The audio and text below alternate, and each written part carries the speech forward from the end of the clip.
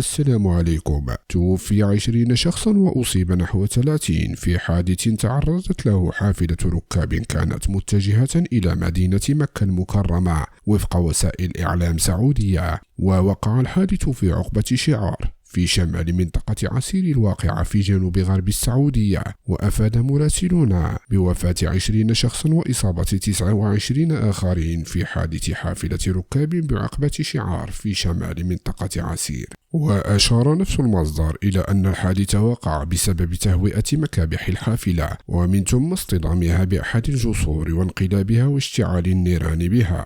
ونشرت القناة في حسابها على تويتر تسجيل فيديو يظهر مراسلها واقفا على ما يبدو أمام هيكل الحافلة المحترق. تعازينا لأهل السعودية وبالشفاء العاجل لباقي المصابين. إلى اللقاء في خبر آخر. لا تنسى اللايك للفيديو والاشتراك بالقناة. شكرا لكم.